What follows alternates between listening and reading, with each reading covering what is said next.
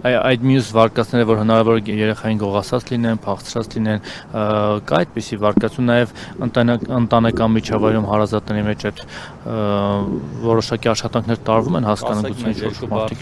խնդիրներ են ունեցել։ Լայնածավալ աշխատանքներ են տարվում, այստեղ կուզենայի նշել նաև, որ ոստիկանության հետ համագործակցում են ակտիվ նաև մեր իրավապահ մյուս գործընկերներ կառույցները, ազգային անվտանգության ծառայությունը, քննչական կոմիտեն եւ այո, նաև աշխատանքը սկսել նման տարբերակներ եւս,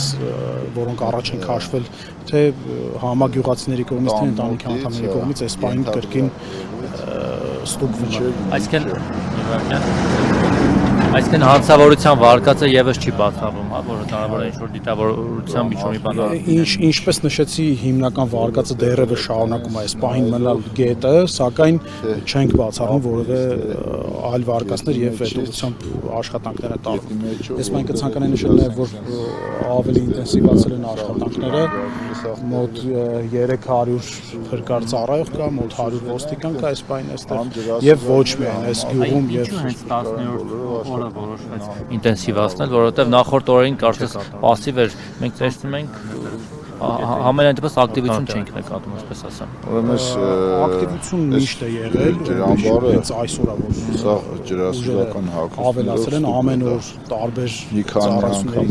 ծառայողներ են ներգրավում, ինչպես նաև այս մարզից եւ հարակից մարզերից էլ այստեղ թե սրա ներքևն են ամենաբարդ տեղերը, սա այսօրերի ընթացքում կարող եմ ասել, որ շուրջ 700 փրկար ծառայող մասնակցել, ցեցինք ինչի համար 300 ոստիկան եթե հանկարծ բարբերաբար իրականացվում։ Մեծ դրույթներում դժգոհություն են հայտնում անհատներ, քաղաքացիներ, որոնք եկել են ուղղակի